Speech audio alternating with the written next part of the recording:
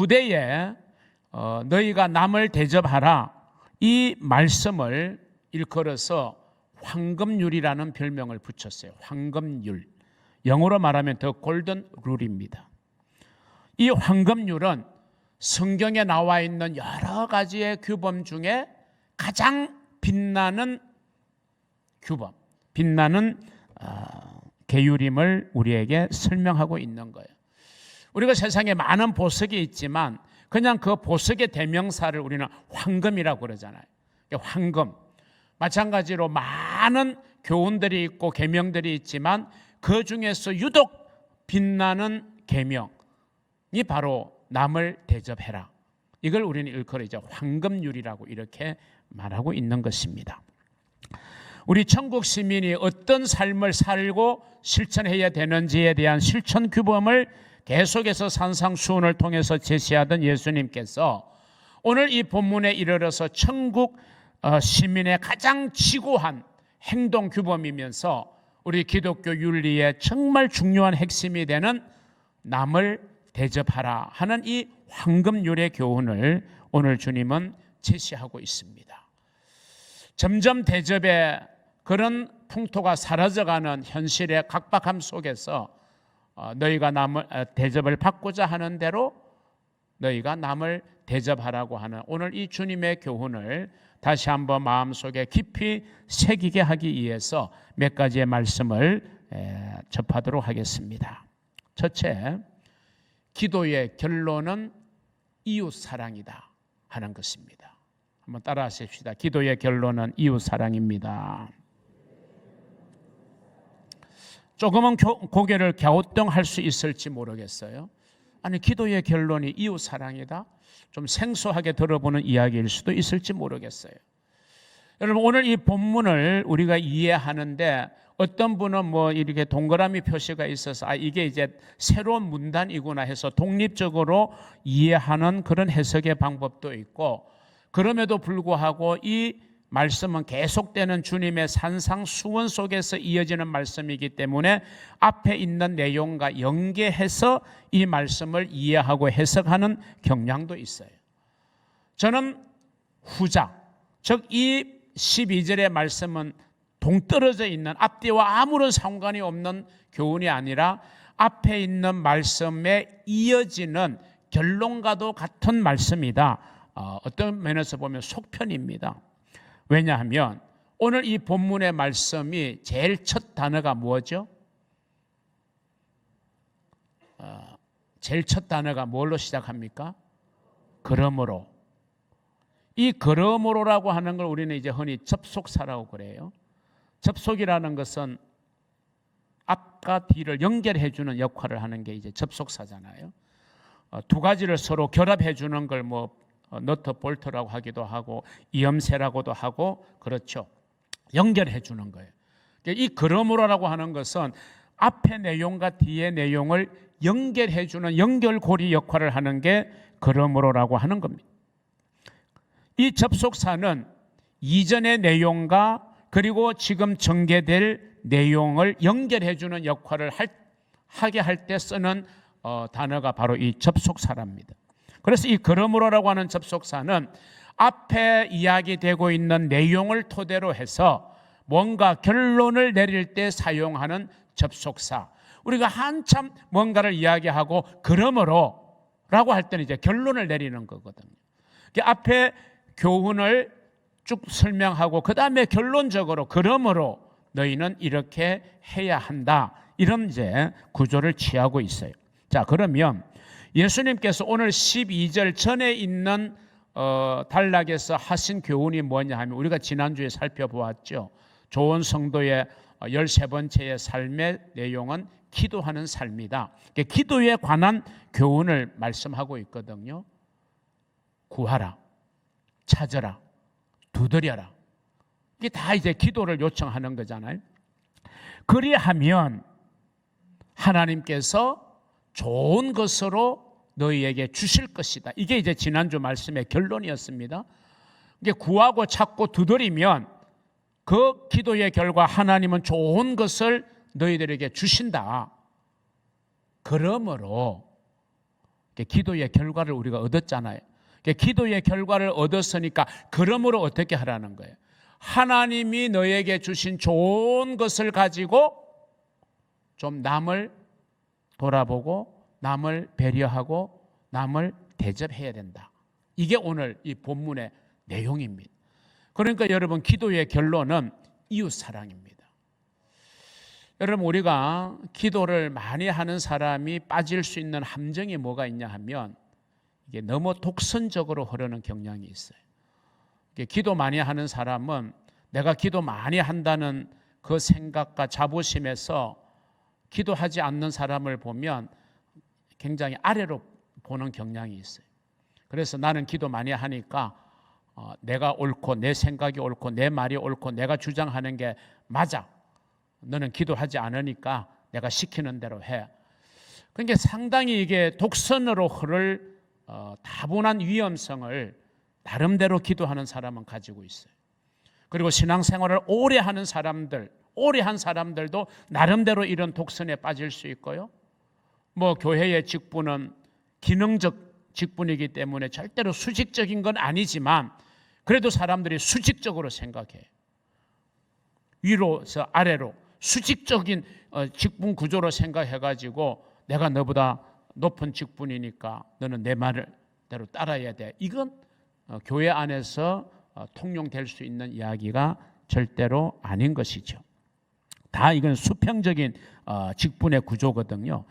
그래서 예수님께서 기도의 교훈을 하시고 그 기도하면 하나님이 좋은 것으로 너희에게 주신다. 그럼 그 좋은 것을 받은 우리는 어떻게 해야 되느냐?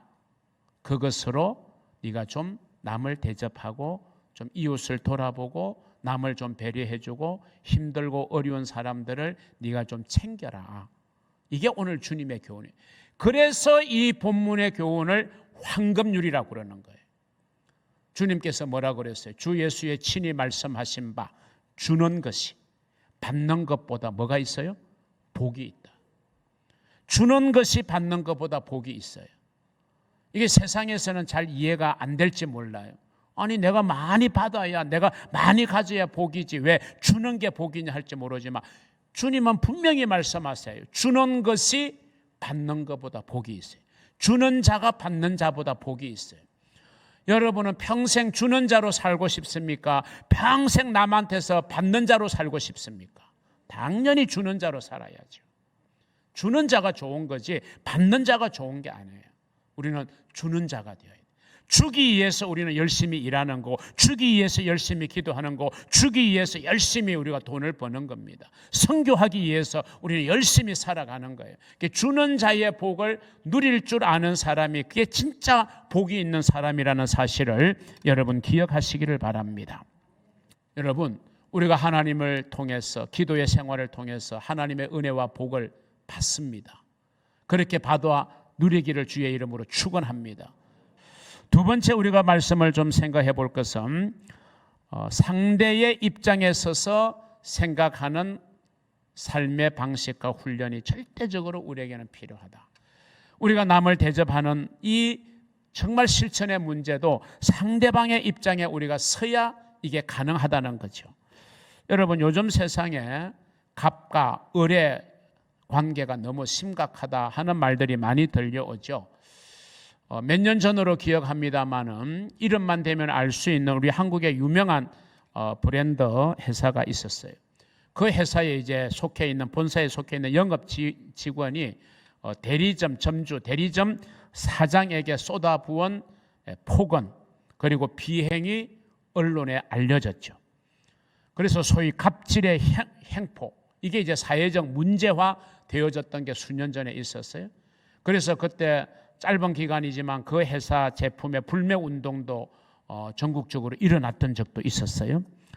그 후에 이제 갑질이라는 신조어가 등장하면서 지금까지도 계속 사람들의 입에 회자될 만큼 아직도 우리 사회 곳곳에서는 이 갑의 행포가 끊이지 않고 있어요. 왜 갑의 행포, 갑질이 끊이지 않고 있을까라는 의문을 가지게 되면요. 그것에 대한 해답은 정확해져요. 상대의 입장에 서서 생각하지 않기 때문에. 상대의 입장에 서서 생각할 줄 모르기 때문에 일어나는 일이에요. 을의 입장을 한 번만 생각해서도 그런 갑질은 하지 않아야 되는 거예요. 저는 이제 아무래도 제가 하는 일 때문에 식당을 자주 가요. 식당에 가면 뭐 거기서 일하시는 분의 계층이 다양하잖아요. 뭐 아르바이트 하는 젊은 학생들도 있고, 저는 어느 누구에게도 말을 놓지 않어요. 놓아서는 안 되죠. 그건 뭐 기본 아닙니까? 그런데 이제 좀 나이 든 사람들 보면 뭐 자기 딸 같고 아들 같은 아주 나이가 이제 차이가 나 보이는 사람에게 처음 보는데도 그냥 반말하는 그런 것을 보면서 참 마음이 상해요. 제가 하는 일이 아님에도 마음이 상해요. 저는 어떤 생각을 늘 하느냐. 그래, 식당에서 서빙하고 봉사하는 저 젊은 친구가 내 아들이고 내 딸이다. 그래서 저는 웬만하면 가능하면 저는 꼭 흔히 말하는 팁, 수고비를 저는 꼭 줘요. 왜? 내 아들이고 내 딸이라고 생각해 보면 내가 말 함부로 할 수 있겠어요? 내가 갑질할 수 있겠어요? 그리고 내 아들과 내 딸이 누군가로부터 뭐 갑질 당한다고 생각해 보세요. 아니, 식당에서 봉사하고 서빙하는 게 뭐가 그렇게 하대받을 일이라고. 그런 사람들이 우리 사회 주변에 너무 많아요. 여러분, 우리는 항상 상대의 입장에 서서 우리가 존중해야 돼. 그리고 배려해야 돼요. 그리고 우리가 최대한의 예의를 갖추어야 돼요. 최대한의 예의를 갖추는 것이 필요해요. 이솝의 우화 중에 여우와 두루미라는 이야기가 나오죠. 아주 먼 옛날 한 동물 나라에 여우와 두루미가 이제 살고 있었는데, 이 두루미는 여우에 비해서 상당히 지혜롭고 박식해서 다른 동물들에게 인기가 굉장히 높았어요. 이 두루미의 인기를 시기한 여우가 하루는 두루미를 골탕 먹이려고 꾀를 내어가지고 초청장을 보냈어요. 그래서 식사에 초대를 했어요. 여우가 준비한 이제 메뉴는 완두콩으로 만든 스프예요. 이 완두콩 습을 준비해서 이제 접시에 담아내 놓는 거예요. 그리고 맛있게 잡수시라고. 두루미는 상당히 난감했습니다. 왜냐하면 긴 부리로 접시만 두드릴 뿐 그 안에 있는 걸 먹을 방법이 없었어요. 그런데 반면에 여우는 이 접시를 핥아가면서 아주 그 안에 있는 습을 맛있게 먹었어요. 그리고는 두루미를 보면서 아니, 완두콩 습을 싫어하시는군요. 제가 잘 몰랐습니다. 죄송합니다 하면서 두루미 앞에 있는 접시까지도 가져가서 다 비워버렸어요. 그러자 두루미는 시치미를 뚝 떼면서 속이 좋지 않아 그렇습니다 하고 이제 돌아왔어요. 그리고 며칠 후에 두루미가 여우에게 초청장을 보냈다고 합니다. 두루미는 이제 맛있는 생선 요리를 해가지고 주둥이가 긴 그릇에 그 음식을 담아서 여우에게 내놓은 겁니다. 뭐 먹을 수가 없죠. 그런데 두루미는 긴 부리를 이용해서 그 속에 있는 음식을 집어 열심히 먹고 있는데 먹을 수가 없죠. 아니, 여우님 생선을 싫어하십니까? 그러니까 여우가 속이 있으니까 아닙니다. 속이 별로 좋지 않아 그렇습니다 하고 이제 돌아갔어요. 그래서 여우는 자신이 전에 두루미에게 했던 그 행동이 부끄러워서 얼굴이 빨개졌다는 이솝의 우화에 나오는 이야기의 한 대목입니다. 즉 상대를 배려하지 않는 거죠. 상대의 입장에 한번 서보지 않는 거죠. 우리는 이렇게 상대방에 대한 배려 없이, 상대방에 대한 입장의 존중 없이 내 생각만, 내 입장만 내세우고 있지는 않는지 우리가 한번 돌아보는 그런 태도가 우리에게 필요해요. 그래서 우리는 상대를 좀 이해해 주는 게 필요해요. 여러분, 이해한다는 말이 있습니다. 영어로 말하면 understand입니다. 이 understand라고 하는 단어가 이해한다인데, 이건 두 가지 단어가 합성된 거예요. 하나는 under와 그리고 stand. under라는 것은 뭐뭐 아래, 그 다음에 stand는 선다.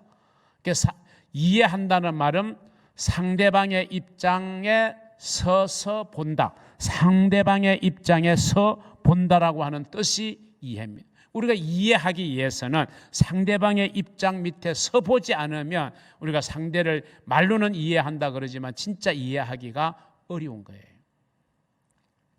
여러분, 내가 대접을 받고 싶은 만큼 남도 대접을 받고 싶은 것이죠. 상대방의 입장에 서서 그 사람의 처지를 헤아리고 그의 필요를 채워줄 수 있는 그런 마음 넉넉함을 우리는 가지는 그런 성도들이 되시기를 주님의 이름으로 축원합니다. 마지막 세 번째 말씀입니다. 우리가 이렇게 말씀의 핵심 원리를 깨닫게 되면요, 우리는 당연히 대접하는 삶을 살아가는 것은 너무나도 지극히 당연한 것입니다.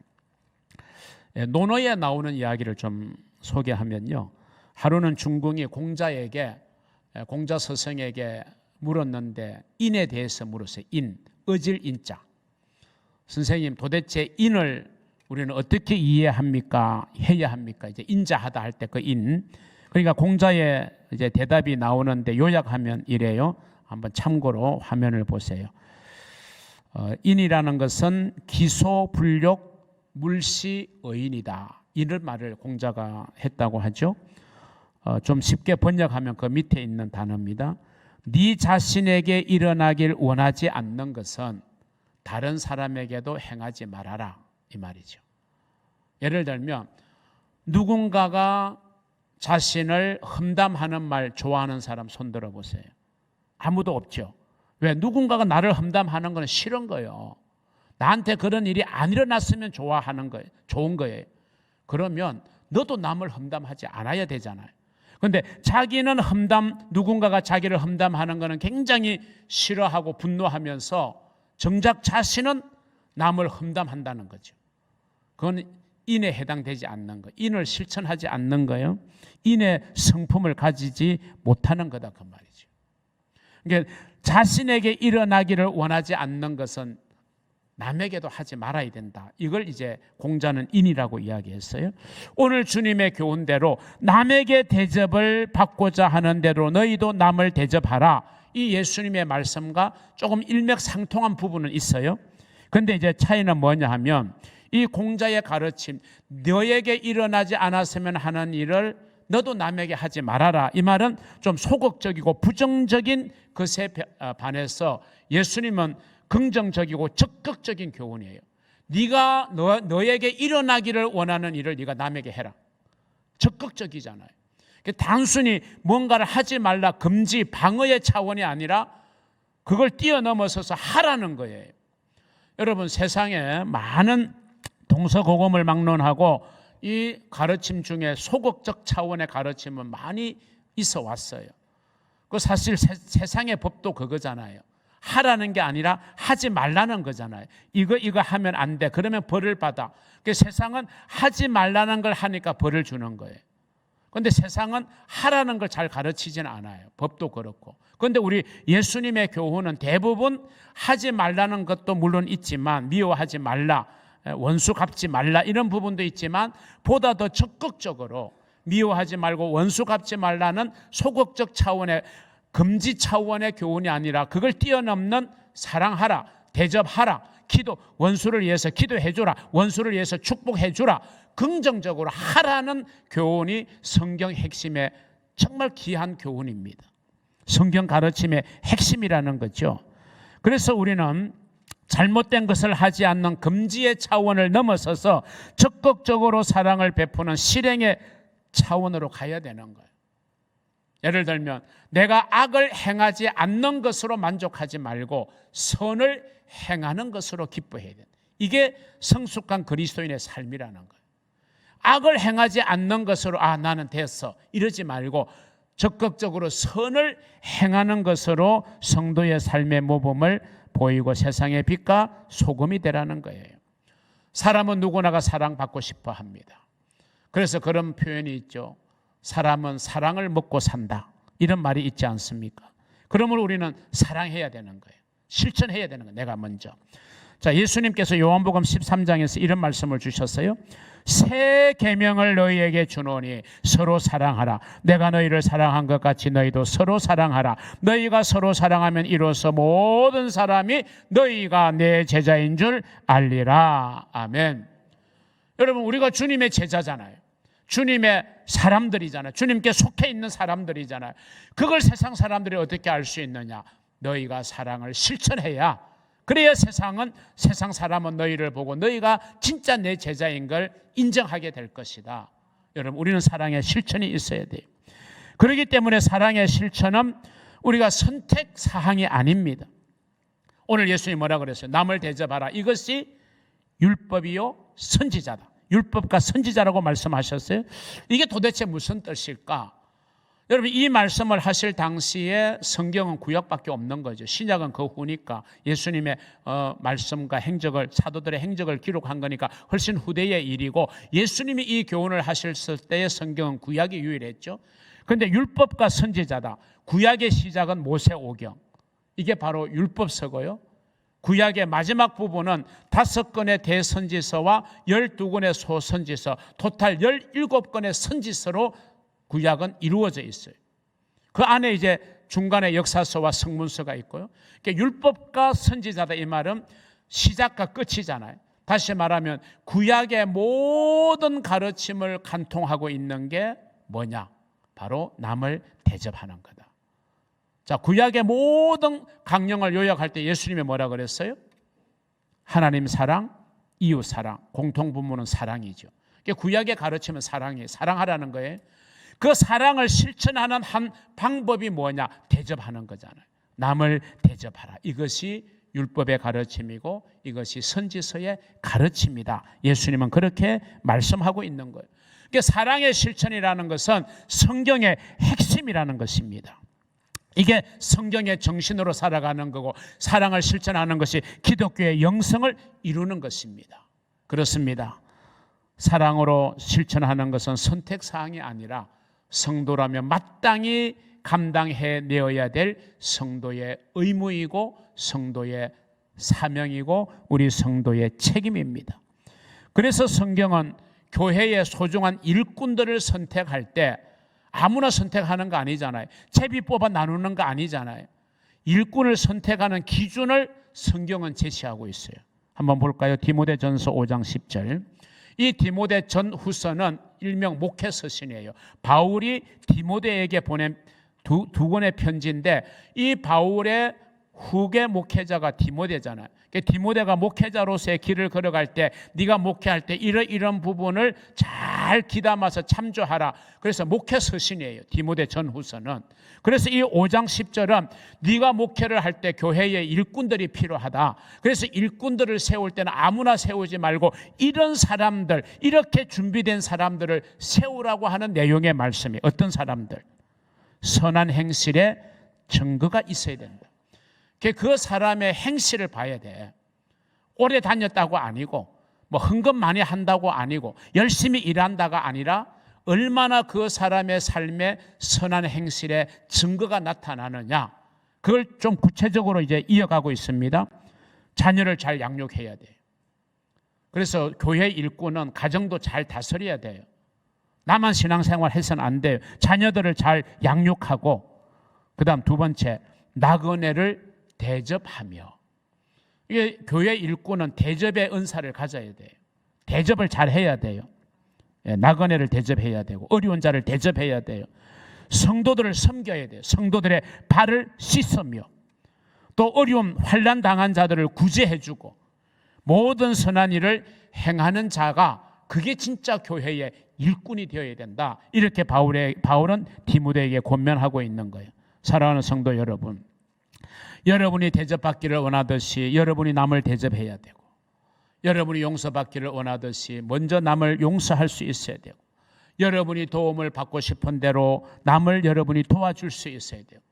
여러분이 칭찬을 받고 싶은 대로 여러분이 남을 칭찬할 수 있어야 돼요. 여러분이 이해를 받고 싶은 대로 또 상대방을 이해해 주는 그런 성도들이 되셔서 정말 대접하는 삶을 실천하는 좋은 성도의 모습을 보이는 복된 성도들이 되시기를 주님의 이름으로 축원합니다.